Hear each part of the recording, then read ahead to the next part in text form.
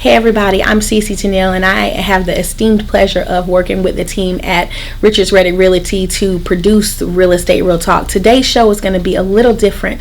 We're going to have Miss Tricia Breedlove, who's going to come and tell us her story about overcoming and being a champion. So stick around. Real Estate Real Talk, the exclusive, starts in 5, 4, 3, 2, 1.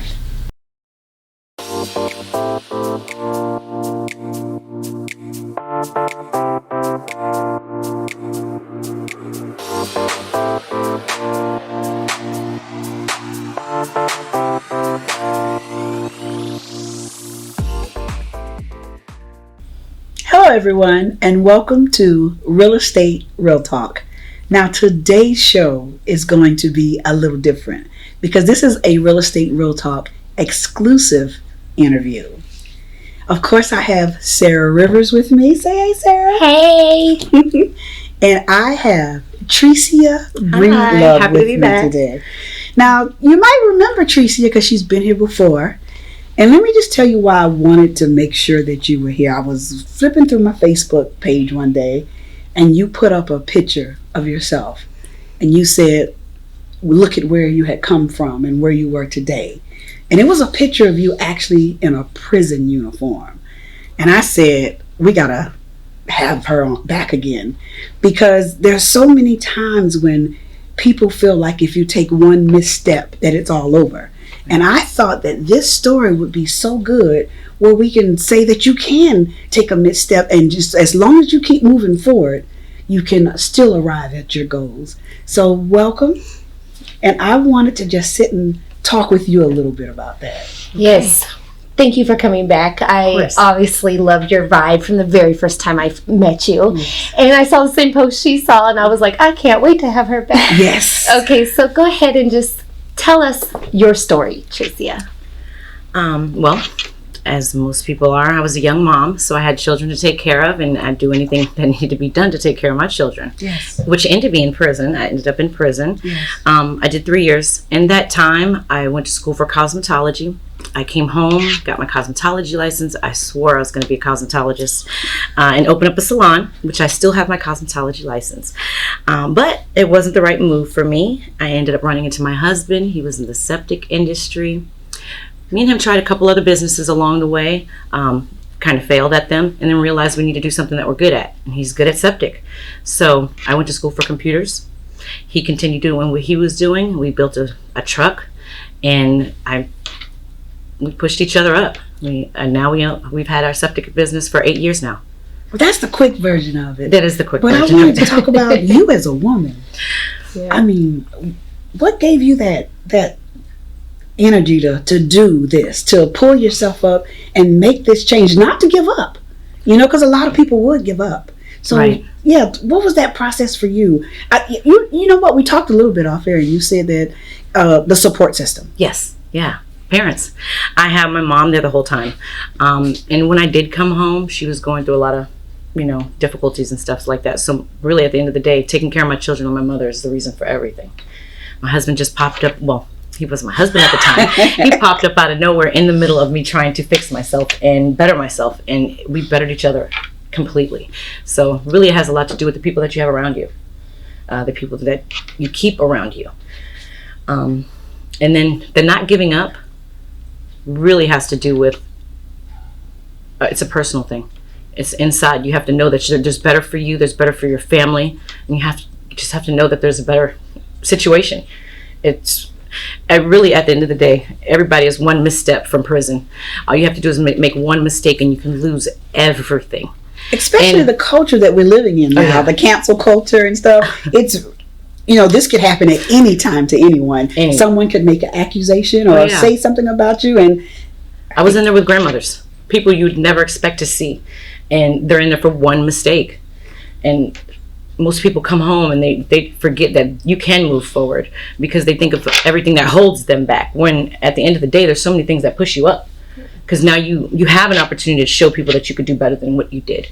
So, it tells me that you're really disciplined in your life, because in order to have your own business, you have a thriving business. Yes. And congratulations to you. Which takes a team. There's a team. Yes. It's teamwork.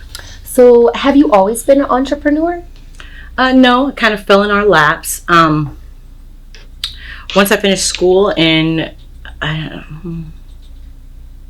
take your time. Take your time. Well, once I finished school, I was putting in applications because I went to school for computer information technology. Mm-hmm. Once I graduated, I put in a lot of applications along with other students, and it wasn't worth working for someone else. Yes. They wouldn't give me what I was worth. They'd hire somebody that was out of high school and they'd get paid more than me because I was the felon. Mm-hmm. The things that I did, and you have to answer, well, we had to answer yes when I was looking for a job. Yes. At this point, you don't, thank God. But at that time, we had to answer yes, say yes, I was a felon. And when we get to getting the job, they don't hire you because of the background. And if they do hire you, they pay you next to nothing. They'll hire me to be, to clean the toilets before they hire me to do what I was there to do. Yes. Yeah, they were paying my husband pennies on the dollar, and we decided that they weren't going to give us what we're worth. So we ended up moving out and doing our own thing. And that's how we got where we're at today. It's inspirational, though, because not everybody can get where you're at, Everybody can.